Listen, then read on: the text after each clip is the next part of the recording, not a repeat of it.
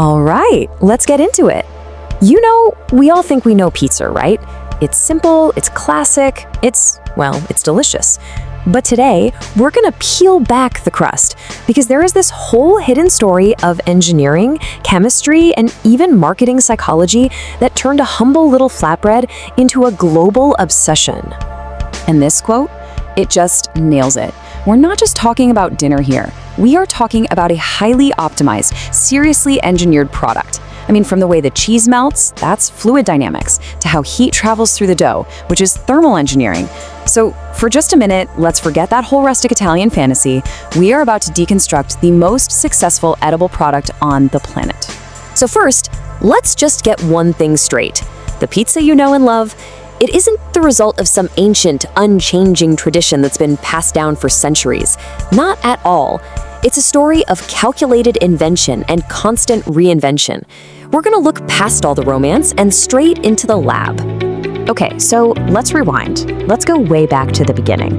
Because before pizza was something you ordered for fun, its basic format, the whole flatbread with stuff on it idea, was actually a solution to problems of, survival and chemistry. Its origins are way more practical and, honestly, probably more interesting than the storybooks tell you. And this is a fantastic example of that.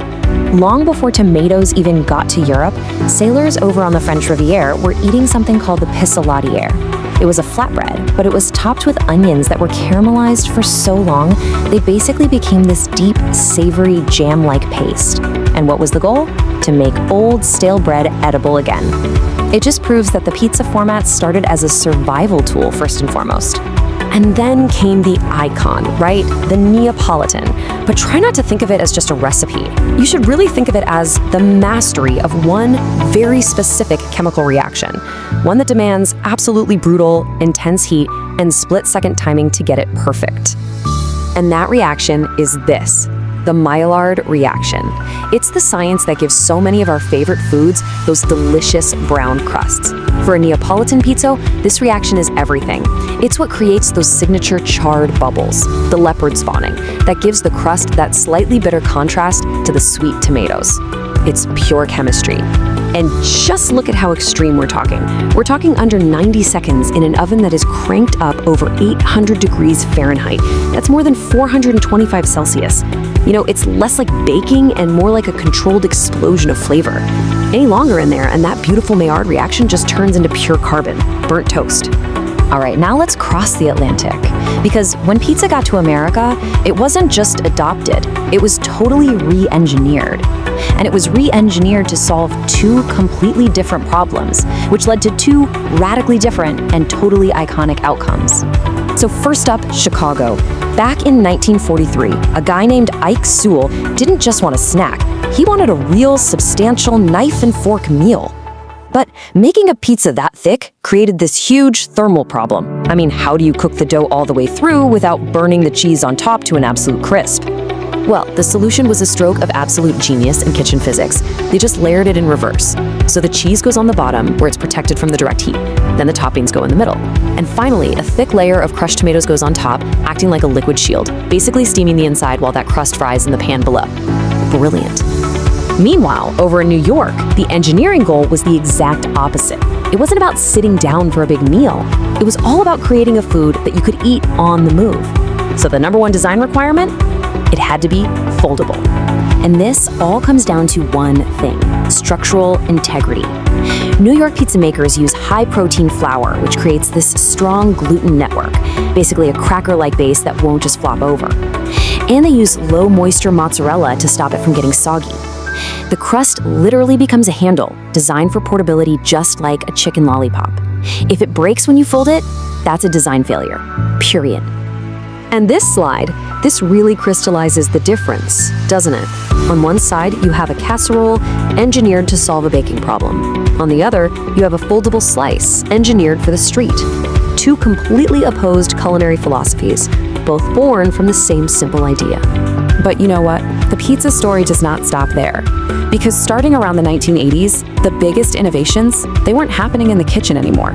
Nope, they were happening in advertising agencies and in food science labs. This timeline shows this really clear shift, right? The The focus moves from taste and function to pure visual psychology. And today, today it is all about designing a pizza that is gonna make someone stop scrolling on their phone. Just think about the cheese pull. That slow motion shot of cheese stretching out. That was a calculated marketing tactic. Research actually showed it sold more pizza than any description of flavor ever could. It was an engineered visual, designed to stimulate your appetite and, let's be honest, to sell a whole lot of low-grade dairy. Same reason so many pizza logos are red. Color psychology shows it makes you hungry. Which brings us right up to today. Those artisan pizzerias you see all over Instagram, they aren't just making delicious food. They are designing products specifically for visual stoppability. The whole goal is to create an image so compelling, so mouth-watering that it makes you stop scrolling. And that really shows the huge change in priorities. The old metric of success was the flavor profile. The new metric, how well it photographs.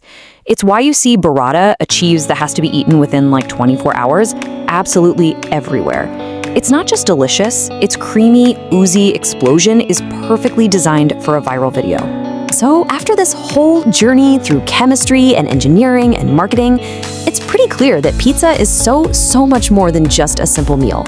You know, from a survival food designed to use up old bread, to a precisely engineered meal, all the way to a visually optimized product for social media, every single slice you eat is a direct result of this long and fascinating history.